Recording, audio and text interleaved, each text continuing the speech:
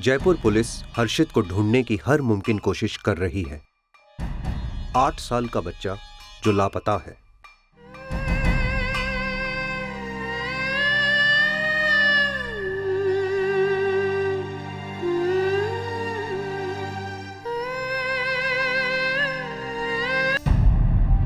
आदमियों का परिवार है और सुबह का टाइम था, दोपहर भी नहीं थी, कोई सो गया, कोई धूप में बैठ गया। 11 बजे सब खाना बनाते हैं, नहाते धोते हैं, किसी को मालूम ही नहीं पड़ा। आते देखा, जाते नहीं देखा। रोज की तरह हर्षित सुबह स्कूल गया। उस दिन उसका अंग्रेजी का हाफ ईयरली इम्तिहान था। प्रातः 7:30 बजे वह विद्यालय के अंदर इंग्लिश फर्स्ट का एग्जाम देने आया। 10:30 बजे एग्जाम उसका छूटा। हर्षित के ऑटो रिक्शा ड्राइवर ने उसे सुबह 10:45 पर घर वापस छोड़ा। अभी 7:30 बजे छुट्टी हुई थी स्कूल की। 11:15 स्कूल के बच्चे को घर पर छोड़ दिया था। हर्षित हमारे साथ था और उसको हमने ऑटो से उतरते हुए देखा था और उसको अंदर जाते हुए देखा था। दोपहर के 12:45 पर हर्षित के दादा ने उसके लापता होने की रिपोर्ट दर्ज करवाई। एक पूरा दिन गुजरने के बाद भी हर्षित की कोई खबर नहीं थी।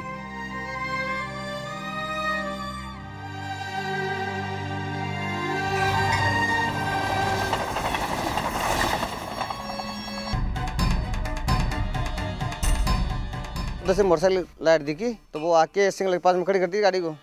सिग्नल के पास में गाड़ी खड़ी करके वो लाइन में चढ़ा।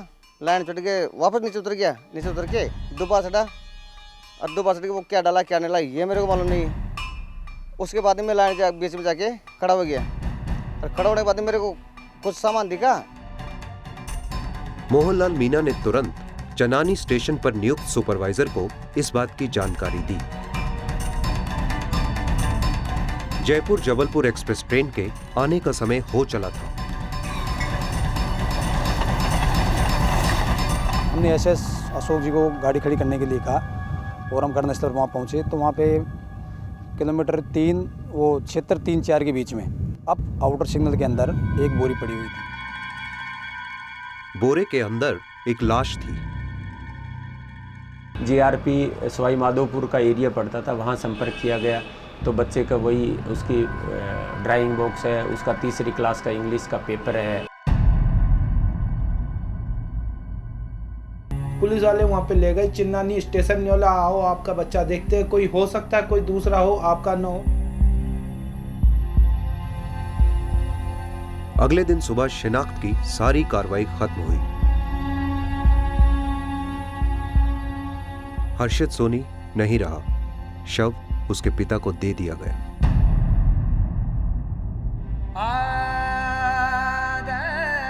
हर्षित की हत्या गला घोंट कर की गई थी। पोस्टमार्टम रिपोर्ट में भी यही सामने आया।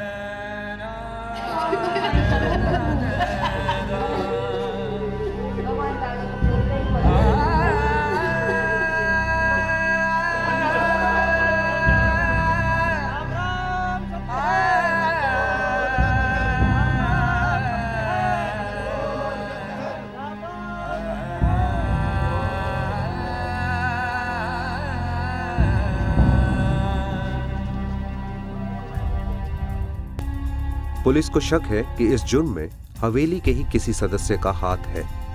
जाती दुश्मनी या बदला इसका कारण हो सकता है।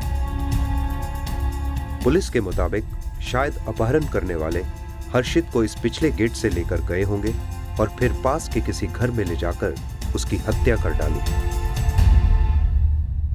पड़ोस के एक बच्चे ने जो कि पतंग उड़ा रहा था, उसने देखा कि ये बच्चा स्कूल से आया, अंदर गया और कुछ समय बाद वापस बाहर निकला और निकल के और जो मकान के साइड में गली है वहां तक वो आया।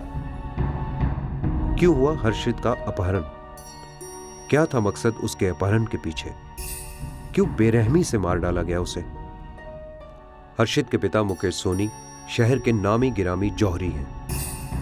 हर्षित के दादा सूरज सोनी का भी शहर में काफी नाम है और वो स्थानीय व्यापार मंडल के मुखिया भी रह चुके हैं। वो चादर जिसमें हर्षित का शव मिला अब तक इस पूरे केस में मुख्य सुराग बन गई है। पुलिस के अनुसार शायद वो चादर हर्षित का गला घोटने में इस्तेमाल की गई थी। पुलिस का मानना है कि हत्यारे वो बोरा जिसमें हर्षित का शव मिला रेल की पटरी पर रखना चाहते थे। शायद वो इसे एक रेल दुर्घटना का रूप देना चाहते थे। हत्यारों को तो पुलिस ढूंढ ही लेगी, लेकिन एक मां ने अपना बेटा खो दिया। जहांगीरपुरी, नई दिल्ली।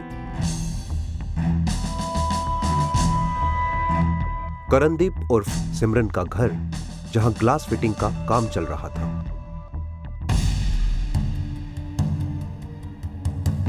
एक शाम को ठेकेदार का बेटा वसीउर रहमान ये देखने कि काम कैसा चल रहा है वहां आया।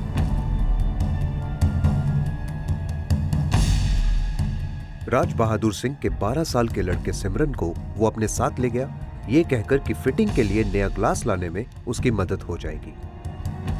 6 बजे गैप करके ले गया, मेरे को कह रहा नीचे जा तू। मैं नीचे चल गया, उसके बाद गैप कर लिया उसने। मैंने उस लड़के से पूछा तू इसको कहाँ लेके जा रहा है, तो लड़का आगे से कहता है कि मैं इसको आगे अपना एक काम पे लेके जा रहा हूँ, कुछ काम इसे शीशा पकड़वाना है। तो करणदीप से मैंने पूछा घर पे बताया तूने, तो उसने वो कुछ बात नहीं कही, वो हंसते हंसते चला गया। उस शाम सिमरन घर वापस नहीं आया। अगली बार शाम को आया मेरे पास, कहते बाकी ये खिड़कियाँ बाकी हैं आपकी, उनमें शीशा लगवा लीजिए। मैं कहा भी इसमें थोड़ा काम बाकी है, काम होने के बाद ही आपसे शीशा लगवाएंगे। मैं चला गया गुरुद्वारे, पीछे से आया है और बच्चे को बैठा के ले गया साथ अपने। जब मैं घर आया हूँ मुझे लगा पता कि वो ले गया। मैं क्यों ले गया भाई, क्या काम था, कहते शीशे उठा के ले गया। हमें शक हो गया, immediately we have inform police. Raj Bahadur Singh और जो है उनके बड़े भाई हरमिंदर सिंह जो है कि मुझे थाने में मिले थे। उन्होंने मुझे घटना का पूरा ब्यौरा देते हुए और एक कंप्लेंट दी थी, जिस पे मैंने इमीडिएटली केस रजिस्टर किया।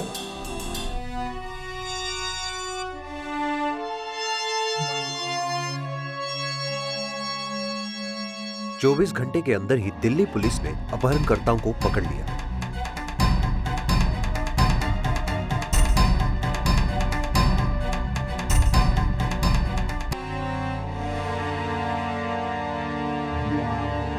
क्या प्लान किया, प्लान पूरी खोल के बताओ अपने प्लान। सरदार जी के घर पे गया था उनसे पैसे लेने, हमारा शीशे का काम चल रहा था उनके घर में, तो उनके पास ज़्यादा पैसे थे तो मेरे मन में लालच आ गया, मैंने अगर ऐसा उनको उठा दें तो पैसे मिल जाएंगे। इसने बोला कि पैसों की जरूरत है, ऐसे ऐसे काम कर लेते हैं। पैसे की क्यों जरूरत है, किस काम के लिए पैसे की जरूरत है? पता नहीं, इसे बाइक लेनी थी। वसीउर रहमान और फहीम बिल्कुल अपने प्लान के हिसाब से सिमरन को उसके घर से कहीं दूर ले गए। कमरा ढूंढा, कोई मिला नहीं यहाँ, तो मैंने भी ढूंढा, इसने भी ढूंढा, नहीं मिला। तो फिर सर एक दिन हम लोगों ने कहा कि इसको लेके चलते हैं।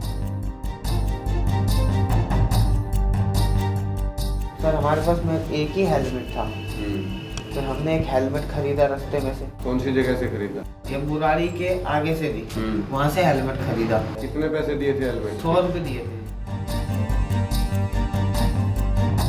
गाजियाबाद की ओर जाते हुए उनका एक्सीडेंट हो गया। जाते जाते हमारा रास्ते में एक बार एक्सीडेंट भी हुआ। चोट किस किस को लगी थी? मुझे चोट लगी थी बस। सिमरन को भी चोट लगी? नहीं सर, उसे नहीं चोट लगी थी। फिर मैंने एक गली से देखी, बड़ा अंधेरा सा था उसमें, मैंने उसमें मोड़ दी गाड़ी, उसमें अंधेरा है, गाजियाबाद के अंदर है। वसीउर रहमान और फहीम सिमरन को गाजियाबाद इंडस्ट्रियल एस्टेट के पास एक सुनसान जगह पर ले गए। वहाँ पर कोई रोलर जो सड़क बनाते हैं ना, वो खड़े थे।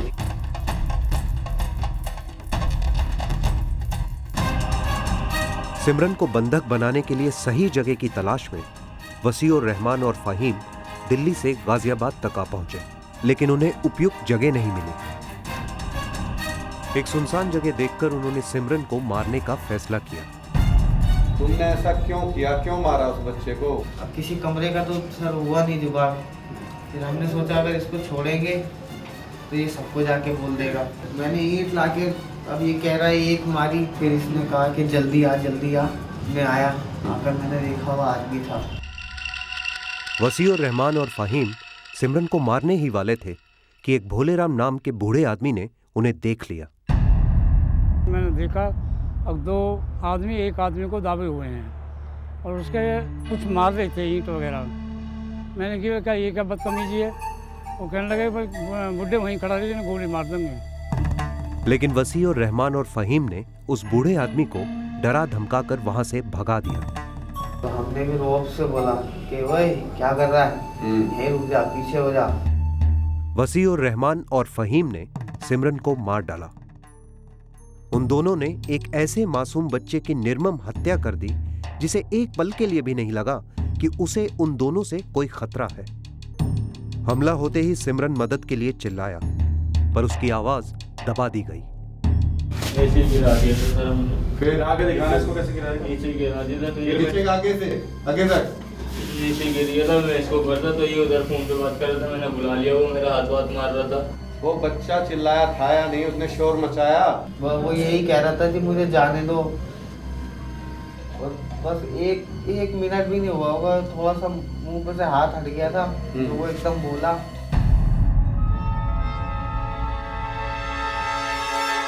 वो बच्चा चिल्लाया था या नहीं, उसने शोर मचाया? वो यही कह रहा था कि मुझे जाने दो।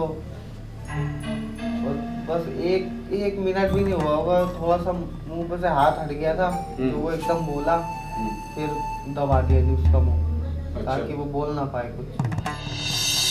जब वसीउर रहमान और फ़हीम को कोई भी हथियार नहीं मिला तो उन्होंने वहां पड़ी ईंटों से ही सिमरन को मार डाला। कुछ मिल ही नहीं रहा था हमारे पास, कोई हथियार भी नहीं। आगे को गया, एक ईंट उठा के लाया मैं। फिर सर पे मारी थी तो ईंटें मैंने फटाफट बाइक घुमाई अपनी मोटरसाइकिल। मैंने इसको कहा मैंने छोड़ और आ जा, ये तो पकड़े जाएंगे।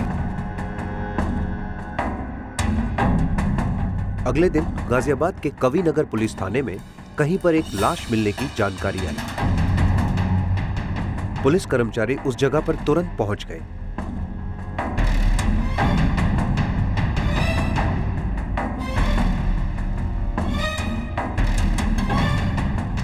एक बच्चे की डेड बॉडी यहाँ पड़ी है। उस सूचना पर हम आनंद फानंद सभी लोग यहाँ पर आए, देखा एक बच्चे के यहाँ पे लाश पड़ी थी और सर कुचला हुआ था उसका, ईंटों वगैरह से सिर कुचला हुआ था।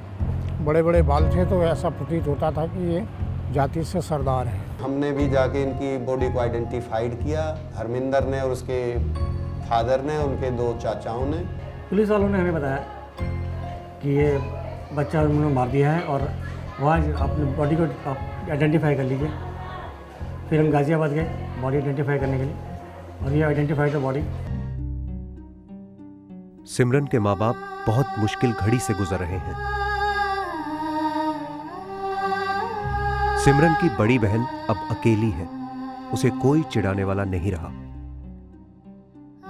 और उसका दोस्त जिसे खेलने के लिए कभी भी सिमरन आवाज नहीं देगा।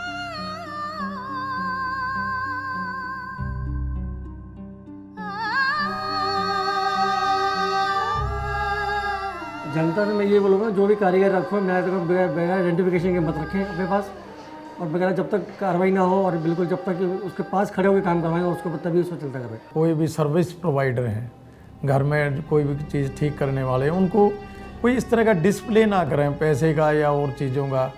इस तरह वो घर का था, पैसे निकालने थे, 4500 रुपये अंदर करके लिया था, लेकिन एकदम उसने जब निकाल लिए तो गया नोट बड़े हैं इसके पास तो।